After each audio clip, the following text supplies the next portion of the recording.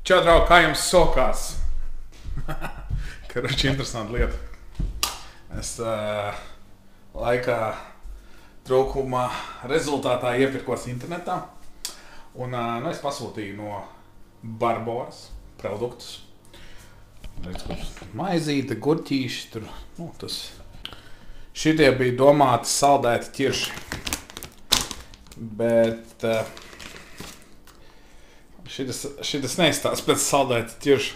Tad tā. Tā kā es esmu saņēmis preci, kas neatbilst noteikumiem, kas neatbilst tam, ko es gribēju pirkt, es viņiem tā kā uzrakstīju, davai cilvēki, daram kaut ko. Viņi tādi, atsūtiet bildi. Es tā kā nosūtīju bildi. Tad viņi tādi, mēs arvien vairāk rūpējamies par mūsu pakalpojumu kvalitāti, piedodiet par sagādātajām nevērtībām. Es tāds, ko? Viss? Tas bija viss? Tā tās lietas neiet, jo es gribu vai kompensāciju vai ķiršus. Aiziet, es viņiem uzrakstīju, tur tā un šitā patērētāja tiesību likums tāds un tāds pants nosaka to un to. Lūdzu, aiziet. Viņi vēl nav atbildējuši, gaida atbildi, bet jā.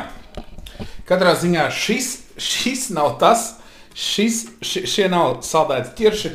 Tas nozīmē, ka man 400 gramus ķiršus jāpēd ir, es nezinu, cik, dienas laikā. Rītdienas laikā viņi ir jāpēd, jo viņi jau būs sabojājušies. Tāds nebija mans plāns. Mans plāns bija tā, nedēļas laikā pa kādam gabaliņam ielikt grieķu jogurtā pusdienās.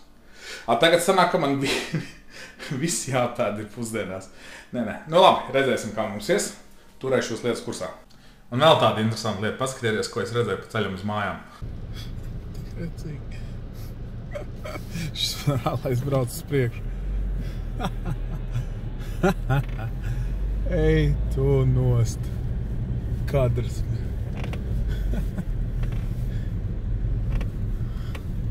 Interesants, kuriem viņš brauc, tur taču ir viena no galvenākajām ielām Ziepniekalnā.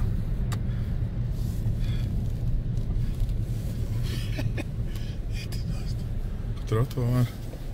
Jāsaka, es esmu, ka man arī bija rollers, es arī mēģināju braukt ziemā. Bet, es braucu pa savu pagalmu, es nebraucu pa ceļiem, vispār pa trotuāriem, vispār nekur tālāk pa savu pagalmu nebraucu. Un es varu teikt, ka šādā laikā braukt ar rolleri ir neiespēja. Arī lietus var būt nāvējoši rollerim. Kur vēl šitāds sniegs? Bet, lai džekam veicās. Saldēti ķirši! Kā jūs domājat, Barbora atbildēja man? Atbildēja. Atbilde ir sekojoša. Kā kompensāciju nosūtu jums kupona kodu 1 eiro jūsu nākamajam pirkumam.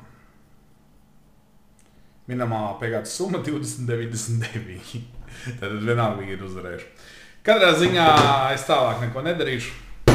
Tie ķirši maksā 1,40 vai cik tur tā kā eiro dabūju atpakaļ, bet ko es darīšu ar ķiršiem, es nezinu, aiznākošo dienu man nāksies ēst ķiršus daudz.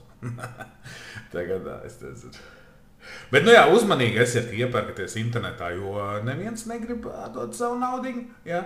Un ja jūs esat atdevuši savu naudiņu, tad neviens jums negribēs atgriezt neko, ja? Tāpēc ir tas patērētāja tiesību likums īstenībā, kas strādā, diezgan strādā.